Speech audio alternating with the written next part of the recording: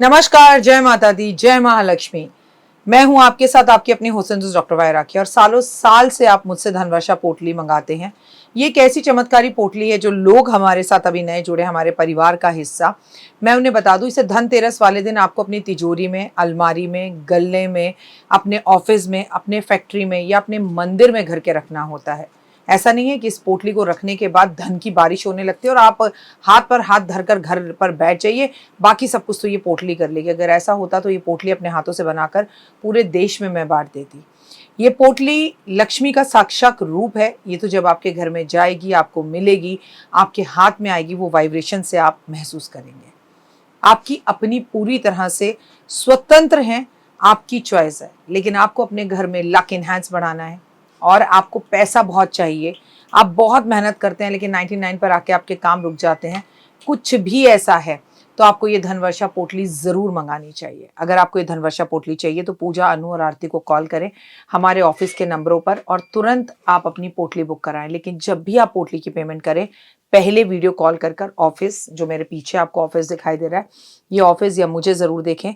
जब तक आप ऐसा ना करें, जब तक कहीं पर भी पेमेंट ना करें, ताकि आपकी कीमती कमाई कहीं फंस ना जाए। नंबर 1। नंबर 2, हमारे ऑफिस से कभी आपको कॉल नहीं आता, हम सीधा आपसे वीडियो के थ्रू बात करते हैं। ये पोटली रखनी कैसे है, कब रखनी है, कहाँ रखनी है, इसके लिए भी आपके पास डायरेक्टली मेरी एक वीडियो पहुँचेगी। इस तारीख पर रखिएगा, इस समय रखिएगा और आपको पूरी जानकारी दी जाएगी। तो अगर आपको ये चमत्कारी पोटली चाहिए तो तुरंत हमें कॉल करें। जय माता दी।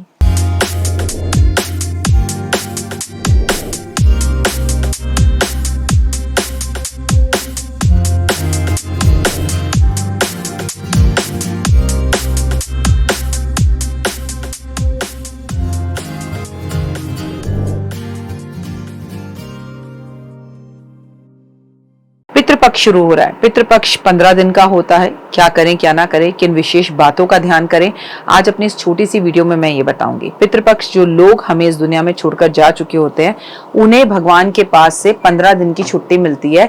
वो धरती पर हमारे पास आते हैं अपने अपने हिस्से का प्यार लेने, अपने अपने हिस्से का आशीर्वाद हमें देने के लिए। ऐसा क्यों कहें खाना खाने, क्या आत्मा खाना खाएगी? कुछ नहीं खाती, हम उनके नाम पर बनाकर खुद ही खा लेते हैं। लेकिन उन्हें याद हम जरूर करें, ये हमारा इन 15 दिनों के अंदर बेहद खास एक रिस्पॉन्सिबिलिटी होती है।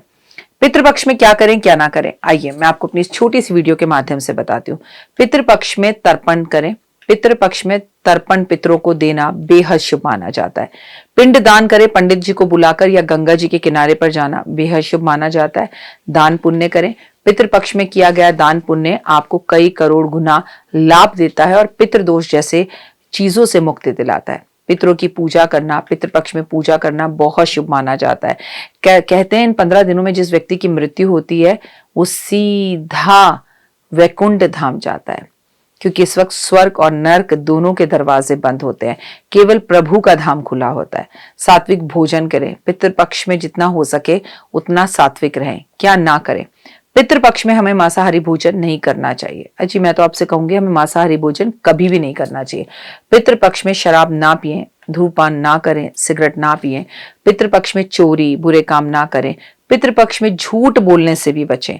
अपने पितरों के लिए अपशब्द बोलने से भी बचें। किसी को दुख ना दें। ध्यान रखें, पितृपक्ष में किए गए अच्छे काम से पितरों को शांति मिलती है, उन्हें मोक्ष मिलता है। जब उन्हें मोक्ष मिलता है तो वो आपको आशीर्वाद देते हैं। पितृपक्ष में जितने भी पितृपक्ष के श्राद्ध होते हैं, जिन्हें हम श्राद्ध कहते हैं हिंदू कैलेंडर के अनुसार, बेहद ही महत्वपूर्ण अवधि है ये, जो भाद्रपद के महीने की पूर्णिमा से लेकर आपको आश्विन मास के अमावस तक चलती है।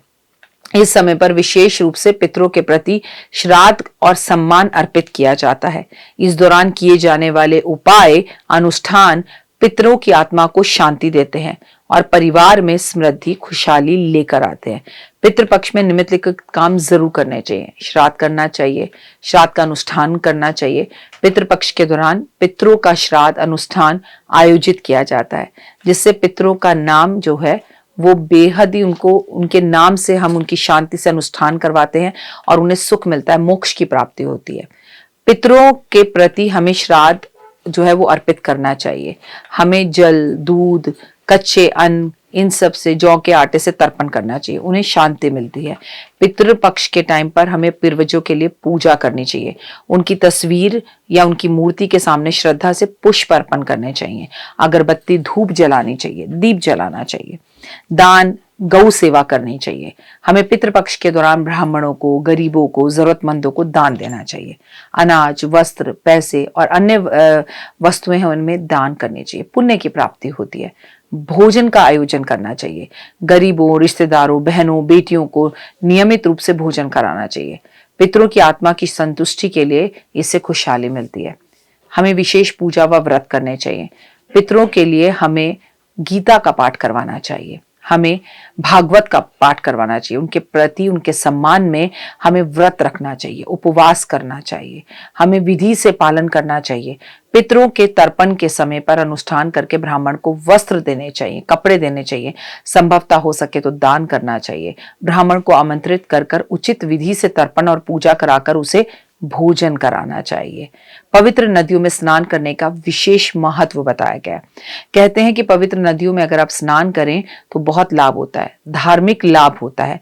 अगर आप ना कर सके तो अपने घर में गंगा जल डाल के तो स्नान जरूर करें। अगर पवित्र नदियों के किनारे पर ओए हुए दीपक जलाए जाएं तो लाभ मिलता है। पितृपक्ष के दौरान ना करने योग्य कार्यों पर भी ध्यान देना चाहिए। नकारात्मक क्रियाएं नहीं करना चाहिए, घर में झगड़े करने से बचना चाहिए, बेमतलब के वाद विवादों से बचना चाहिए। एक दूसरे फैमिली, बुआ, चाची, ताई, इनकी पारिवारिक झगड़ों से हमें बचना चाहिए, इनकी नकारात्मकता से हमें बचना चाहिए।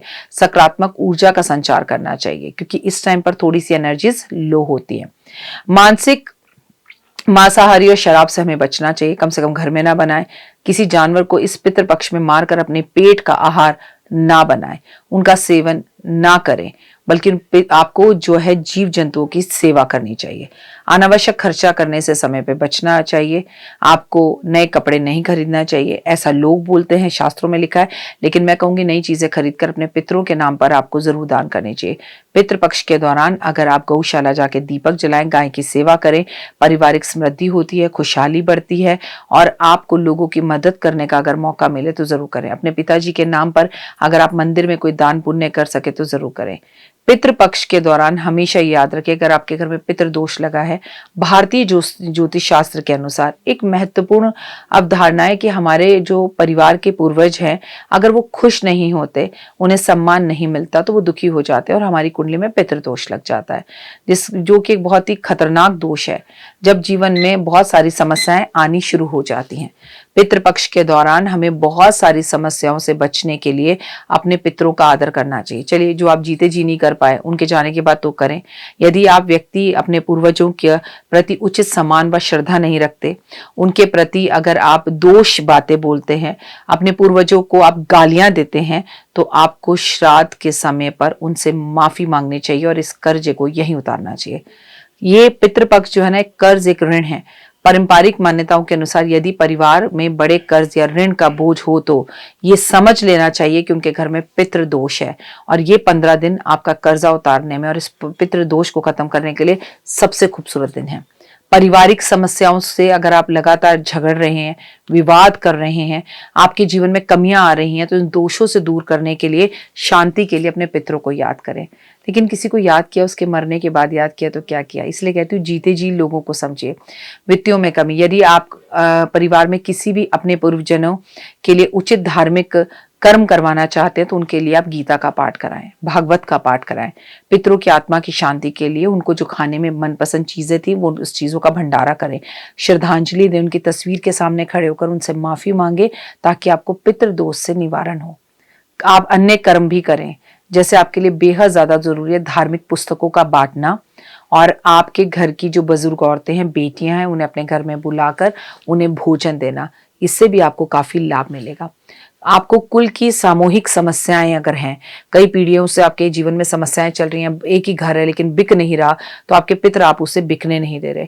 सारा परिवार मिलकर अगर पितृपक्ष पर पूजा पाठ करे, आराधना अर्चना करे, पितरों को याद करे, तो जीवन में समस्याएं दूर हो सकती हैं। पितृपक्ष का एक कारण और भी दिखाई देता है, स्वास्थ्य। अगर आप जो भी कमाते हैं वो बीमारियों में लग जाता है, लंबे समय से आपकी बीमारियां चल रही हैं, तो आपको पितृपक्ष पर पितरों को मनाना चाहिए क्योंकि एक पितृदोष का कारण है। अगर हमेशा आप कर्जे में ही रहते हैं तो ये एक पितृदोष का कारण है। पारिवारिक विवाद ही होते रहते हैं तो ये एक पितृदोष का कारण है। जीवन में कई तरह की बाधाएं हैं, बच्चा पैदा नहीं हो रहा तो एक पितृदोष का कारण है। पितृदोष के इन कारणों का निवारण क्या है? पितरों का तर्पण कीजिए, अनुष्ठान कीजिए, दान कीजिए, गाय की सेवा कीजिए, गाय और गाय के बछड़े का दान कीजिए, पवित्र स्थानों की यात्रा कीजिए, पंडित और ज्योतिषियों की सलाह लीजिए। आपके लिए जरूरी है पंडित और पंडितानी के कपड़े भेंट स्वरूप आप जरूर दें। फिलहाल मुझे दीजिए इजाजत। अपना और अपनों का रखिए बहुत खास ख्याल। पितृपक्ष में क्या करें क्या ना करें मैंने आपके साथ शेयर किया, लेकिन चमत्कारी रोटी जरूर बनाएं और उस चमत्कारी रोटी को आप गाय को खिलाएं। किस तरह से, इसको आप मेरे YouTube चैनल पर और इंस्टाग्राम पर देख सकते हैं। जय माता दी। तो देख ली वीडियो, कैसी लगी, पसंद आई? चलिए, हो सकता है किसी को पसंद ना भी आई हो, लेकिन अगर हृदय से आप इन उपायों को करेंगे तो आपका फायदा जरूर होगा। बहुत मेहनत करते हैं हम ये वीडियो बनाने के लिए, और मैं ही नहीं सब। तो अगर अभी तक आपने मेरे चैनल को लाइक, सब्सक्राइब, शेयर नहीं किया, जरूर कर लें। अगर आपको किसी भी तरह की कोई जानकारी चाहिए या आप चाहते हैं आपकी बताई हुई वीडियोस मैं बनाऊं, तो आप यकीन मानिए हमारे नंबर आपको सारे वॉलपेपर पर दिखाई देंगे। इन सब नंबरों पर आप हमें तुरंत कॉल करें, और कॉल कर आप हमें मैसेज करें, व्हाट्सअप करें कि क्या वो विषय है जिस पर मैं आगे वीडियो बनाऊं। आप जो विषय मुझे देंगे उस पर मैं वीडियो बनाऊंगी। और हाँ, रुकिए, जाइए मत। आप में से बहुत से लोग मेरी इन वीडियो को रोज देख रहे हैं लेकिन चैनल सब्सक्राइब नहीं कर रहे हैं, और उससे भी ज़्यादा प्रॉब्लम है कि आप मुझे अलग अलग चैनल्स पर देख रहे हैं। मेरा असली चैनल यही है, सिर्फ यही डॉक्टर वाई राखी एस्ट्रोलॉजर चैनल पर ही मुझे देखिए और कहीं नहीं।